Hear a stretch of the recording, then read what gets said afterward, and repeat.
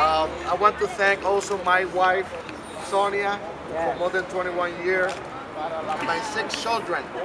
They're all over here, Eric, Erickson, Derek, Edward, Erica, and Sonia Michelle, they're over here. They're saying hi.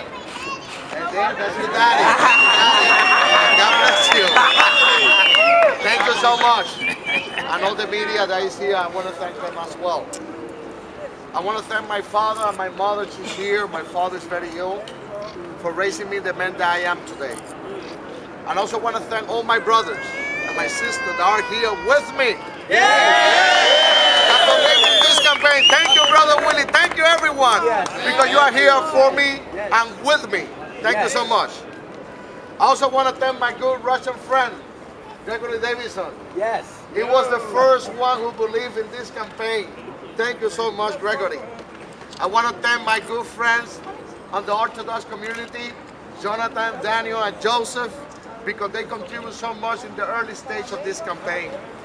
I want to thank el hombre grande del barrio, Edwin Marcial. And all the people from Washington High. Thank you so much. Because when he couldn't close the door, he said, I believe also in this campaign. Thank you, Edwin. I appreciate it. But most of all, I want to thank the first elected official who believe in ErickSalgado. The only politician who had the guts to come public and say, I believe that ErickSalgado is going to be the next mayor. The only one, Senator Ruben!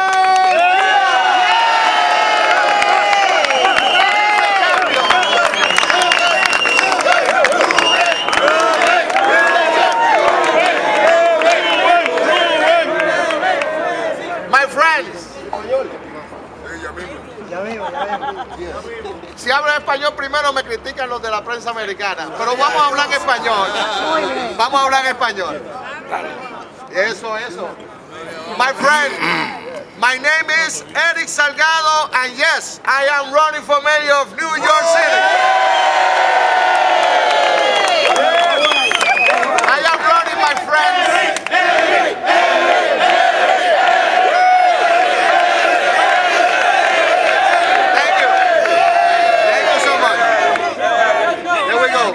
Thank you.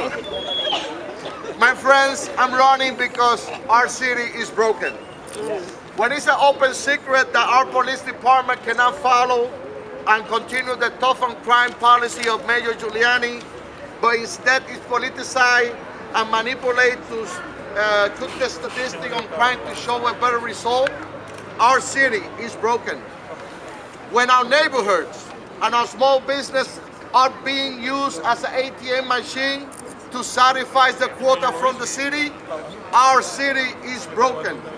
When the small businesses, the economy engine and the lifeblood of our cities, and collectively the biggest employer of all and largest employer of all, are being choked by overregulation by the city, I could say our city is broken. When it's an open secret that our schools are failing, that teacher cannot teach, that student cannot learn, the administrator cannot fix the problem, that our career politicians are more busy talking than doing, our city is broken. When it's an open secret that more than 600,000 to 1 million undocumented immigrants are living among us, and nobody take care of them, nobody pay attention to it, I have to say, our city is broken. When you help, my friends, I'm going to be the new mayor of New York City. I'm going to start to work hard on repairing back our city to normal. When I say our city, I mean all 5 boroughs. I mean Brooklyn, I mean the Bronx, I mean Staten Island, Queens, and even Manhattan. We have to harness the economy engine that Manhattan is and lift up all the poor neighborhoods and the community, and together with all 5 boroughs energized, we could have a healthy city. Because Manhattan cannot be healthy when the Bronx, where I was born, by the way, is not healthy. Manhattan cannot be healthy when my hometown borough Staten Island is not healthy. Manhattan cannot be healthy when Brooklyn and Queens are not healthy. And most of all, Manhattan cannot be healthy when El Barrio and Washington High and all the Latino people who live in uptown Manhattan are not healthy. We need a mayor who's going to work for all 5 boroughs. We need all New Yorkers to find a friend in City Hall, and that friend, my friend, is ErickSalgado.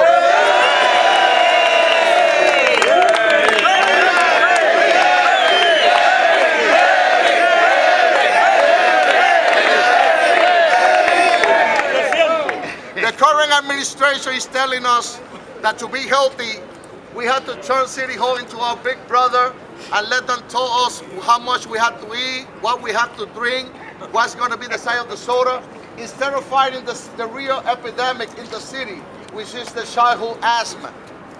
My friend, when I talk about the issue, and when I promise you that I'm going to fight the pollution that we have in the city, it's not just another campaign promise. This is my life. I was born in the Bronx, and when I was 2 years old, I was stricken by asthma. My mother, she's here with me, and my father, they didn't have no choice to go back to Puerto Rico. Yes, I was raised in Puerto Rico. Yes, I was educated in Puerto Rico. Yes, I speak with an accent, and I'm proud of it, but I don't think with an accent.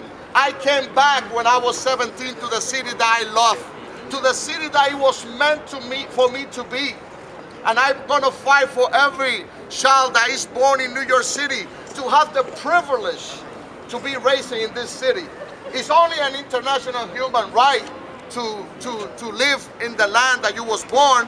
We have to fight for every children to have the privilege to walk in the street of the Bronx, Brooklyn, Queens, Manhattan, Staten Island. They don't have to move to Kissimmee.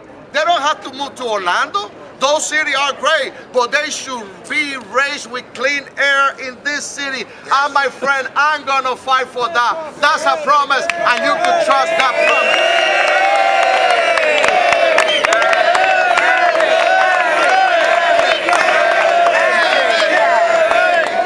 It's unacceptable that since the environmental movement on the 60s and the establishment of the EPA on the 70s, that asthma is still an epidemic in this city.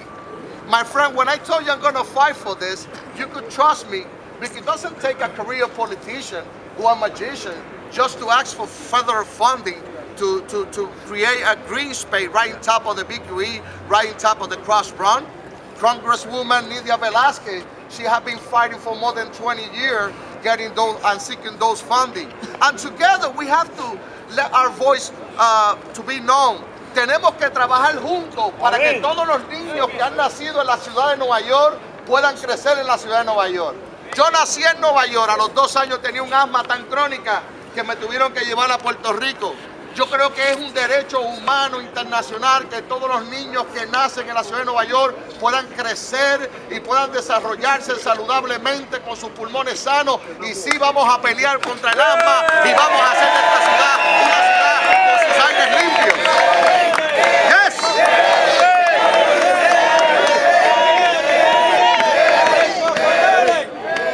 My friends, the career politicians are going to tell you that I'm not qualified to run for mayor. I am not a politician. I'm not a career politician. But I am a man who has been working for more than 24 years as a community leader, as a person, as a small businessman, creating jobs with my spouse, Sonia. She never had worked for me. She had always been my partner in all my businesses. We know how to create jobs. We know that the small business owner, when they have to take the delicate decision to lay off somebody, they will cry. They won't call you by a number. They will call you with respect by your name. I know what it takes to administrate many businesses. I was able to develop one of the biggest Spanish evangelical network, and it takes a lot of work.